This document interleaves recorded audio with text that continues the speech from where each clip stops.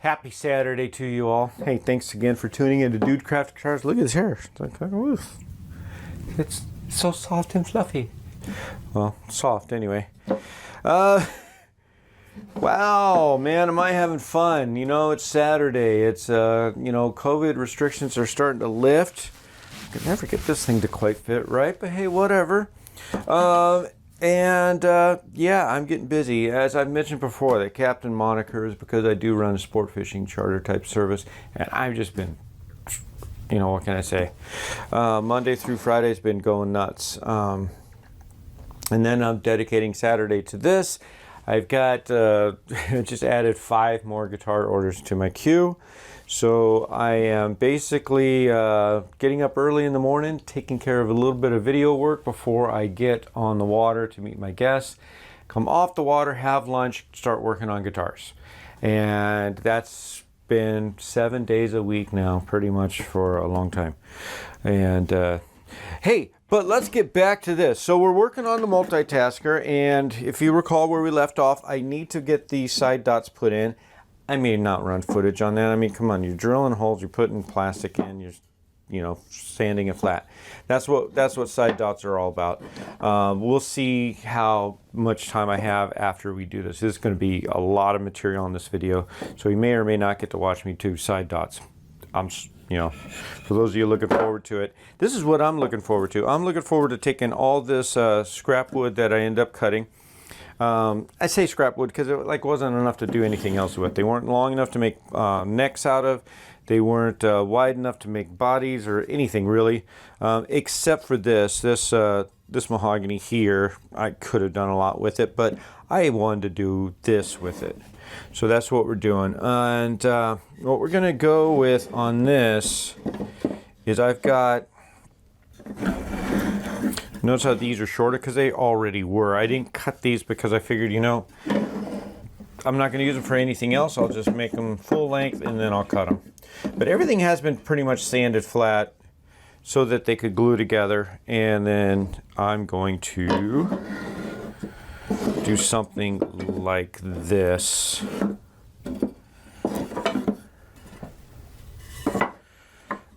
Plus or minus some carving, obviously. So the big thing is here is we're going to get these all nice and squared. So to do that, a lot of bandsaw action, quite a bit of planing action. I don't like really hand planing anymore than I have to. With as much stuff as I got to do, I'm going to be using the planer jointer for that. Yeah, so once we get them all nice and squared up, then we're going to place them up against the guitar that they belong on, whether it's the guitar, the bass, or the baritone. And then we're going to size them up, make sure they're all nice and flat for gluing, and then we'll worry about cutting them to size, to length.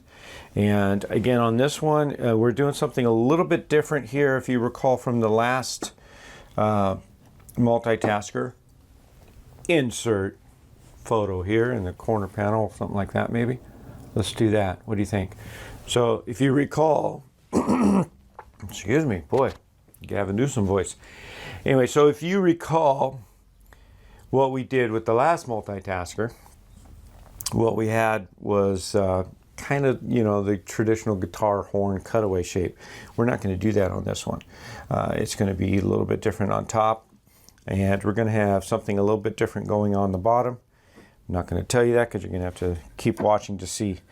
And so these are obviously, a lot longer than they need to be.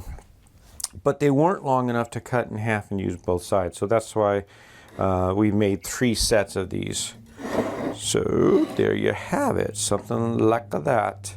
And and I kind of like the mixed striped woods, or the mixed wood striped. Anyway. I like having the different woods. So that's what we've got going on this, and that's enough yapping. I mean, this is a long, stupid intro. I shouldn't be yapping. I should be working, huh? Yeah. So let's get to it.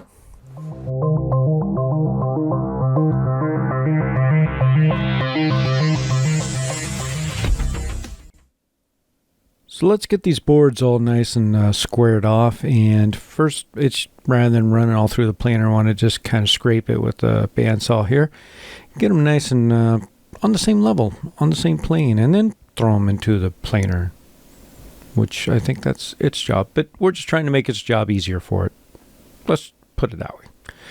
And then once we're done with the little planer, notice I'm making adjustments as I go. We're just trying to get it trimmed down, not trying to gouge a lot of wood off of there, because that's what we did with the bandsaw.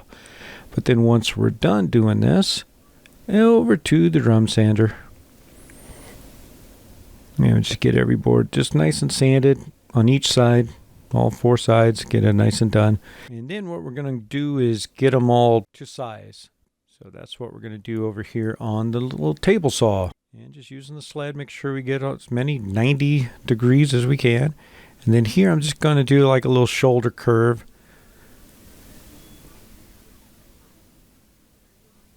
Get them all nice and about ready to glue them up. And then I realized, you know what? This would be easier to sand now. So let's just take it over to the sander. Get them all nice and basically make sure that the curves are uniform too. Now let's glue them up.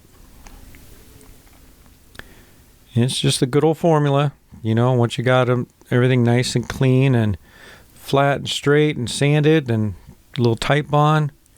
Here I'm using those aluminum bars kind of as a little culling strips. And then there you go.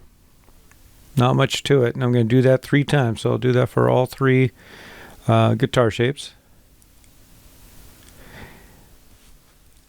And now after those have sat, then it comes time to getting the bridges set up. Now what I'm realizing is, of course, since we've got a neck through, we need to recess these bridges down a little bit. And this helps with the action, so that way the saddles are more adjustable going up, because once you go down, there's only so far down you can go. You could always go up to raise the level of the strings. But to make it easier so they can go down, we're just going to recess them. And what I'm doing is making a recess template. So making one for the bass, and then the other one will be for both the guitars. And this is the best way I found to make this type of, square template, or rectangular template, I should say. And that is to divide it right down the middle, then cut the 2 halves, and then glue them right back together. And then that glue line becomes your center line. That's just the way I do it. I'm still a template guy since I haven't got the CNC going yet. So I am just making and collecting templates and tripping over them, because there's only so much room for templates around here. But that's it. Just pretty easy peasy stuff. Old school.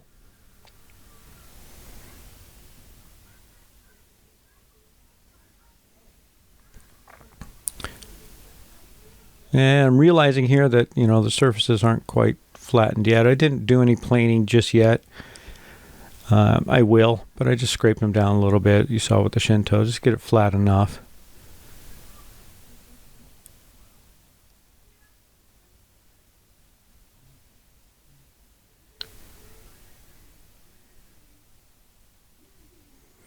And basically what I'm doing by getting it flat enough is I don't want that template to rock back and forth while it's on the double-sided tape.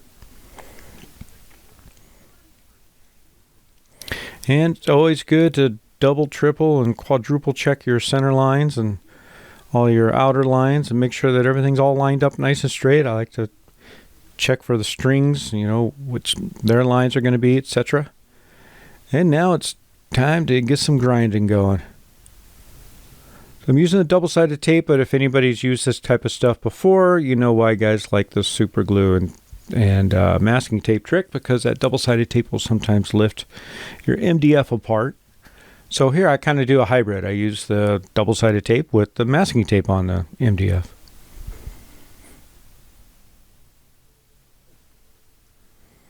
And again, I'm just routing down just a very little bit. We're about 1/8 of an inch, so just a few millimeters, just to get it in there. Just lower it down a little bit. And we're doing it times 3.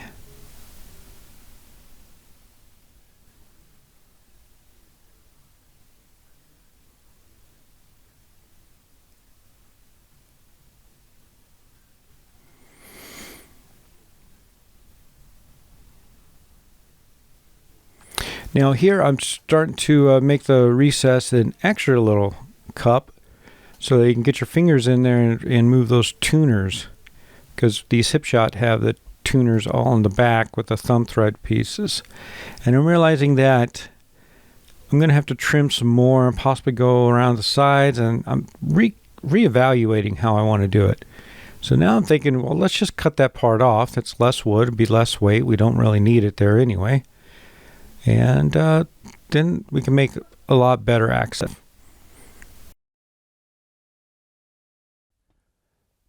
So again, it's not much different than what we just did with the template, except look at that. The neck, I can't use it that way, so I got to flip it over and cut it this way.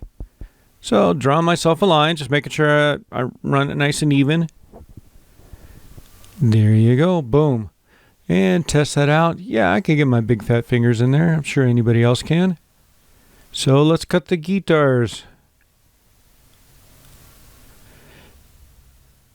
It's really really fun when you like spend so much time getting all this wood glued together and getting everything lined up and straight, and then you take it to the bandsaw and you just chop it off. Yeah, that's what we like to do. Now, after cutting that base, I realized because of the frets and the angle of the neck, I probably should have put a little shim under the body. So that's what I did here. It helped me keep it lined up with the bandsaw a little better. And that's all we're doing here anyway. It's just rough cuts, just kind of just getting it roughed. Obviously, there's going to be a lot of filing, grinding, sanding, chiseling, all that good stuff ahead. Not to mention routing. So here we are routing for the pickups. Now I decided to go a different way here on these. I was going to put like a Nazgul in here, something really hot and grindy, but after installing some P-rails recently, I said I'm going to put a P-rail in here. Really like those pickups. So this is for the baritone. And it's a humbucker size, so I mean, if I just change my mind later, that's fine. But nope, pretty sure I'm going to do that. And you notice how I did it so that the front end, you don't see the tabs that actually installs from the back. And then I'm going to do that the same with the guitar, the shorter scale guitar, the 24.5. What I did here, though, is I kind of like the dual sonic double single, so we're going to do that here. And except I angled them differently, so there. And same type of thing, going to put them in from the back. So here I'm just making adjustments. Templates I had were a little smallish because I'm actually using, these are the noiseless, so these are big beefy for single coils. Now, I don't know if you're thinking the same thing I'm thinking as I'm cutting these holes, and I'm cutting these holes through for the pickups, and I'm thinking, well, so much for a neck-through guitar. But anyway. So I like that. And now on to the bass. Now the bass, I'm putting in quarter pounders. Again, as you notice, I'm staying with Seymour Duncan for the whole project. And I'm putting in quarter pounders, and there's really no decent way to install them from the back end. I looked at it, I thought, well, maybe if I modify the cover and then I can, do some things with screws and springs from the back. But the more I looked at it, the more I didn't like it. And I thought, let's just go with the traditional on top. So this one will technically have its neck-through properties intact still. So this is where we're going to conclude for this week. This episode number 4. I think I get one more build episode before having to do the final. So stick around. I might have another one. I might not. But thanks again for tuning in to Dude Craft Guitars. Oh, and if you haven't already, please subscribe. Click the like button. Leave comments. Do whatever you got to do to help us make this channel grow and be a participant. I really appreciate it. Your participation really helps. And yeah. What can I say? Thank you.